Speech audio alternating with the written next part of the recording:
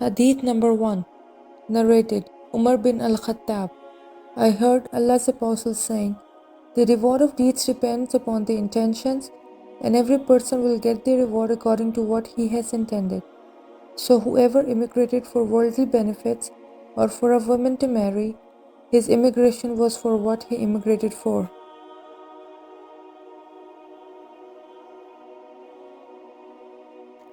Hadith number 2.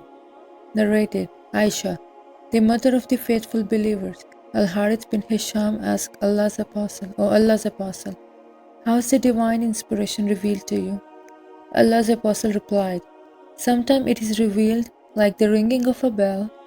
This form of inspiration is the hardest of all, and then this stage passes off after I have grasped what is inspired.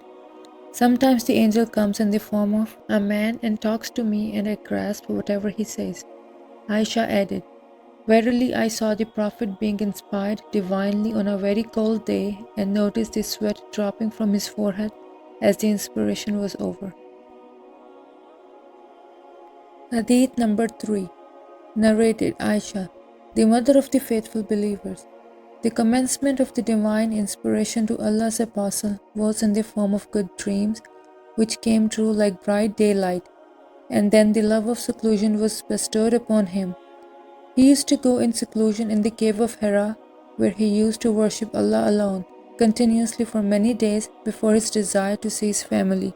He used to take with him the journey of food for this day and then come back to his wife Khadija to take his food likewise again till suddenly the truth descended upon him while he was in the cave of Hira. The angel came to him and asked him to read. The Prophet replied, "I do not know how to read." The Prophet added, "The angel caught me forcefully and pressed me so hard that I could not bear it any more. He then released me and again asked me to read, and I replied, 'I do not know how to read.' Thereupon he caught me again and pressed me a second time till I could not bear it any more. He then released me and again asked me to read, but again I replied, 'I do not know how to read, or what shall I read?' Thereupon he caught me for the third time and pressed me, and then released me and said, 'Read in the name of your Lord, who has created all that exists, created man from a clot. Read, and your Lord is the most generous.' Then Allah's Apostle returned with the inspiration and with his heart beating severely. Then he went to Khadija bint Khuwailid and said, 'Cover me, cover me.' They covered him till his fear was over, and after that he told her everything that had happened and said, 'I fear that something may happen to me.' Khadija replied, 'Never, by Allah.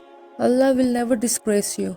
You keep good relations with your kith and kin, help the poor and the destitute, serve your guests generously, and assist the deserving calamity afflicted ones.'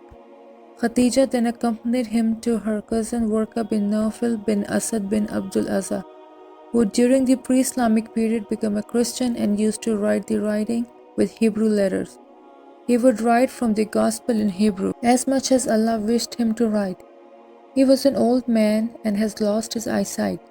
Khadija said to Warqa, 'Listen to the story of your nephew, O my cousin.'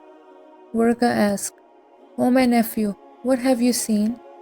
Allah's Apostle described whatever he had seen.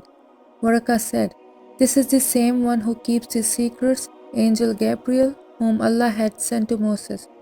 I wish I were young and could live up to the time when your people would turn you out.' Allah's Apostle asked, 'Will they drive me out?' Warqa replied in the affirmative and said, 'Anyone, man, who came with something similar to what you have brought was treated with hostility, and if I should remain alive till the day when you will be turned out, then I would support you strongly.'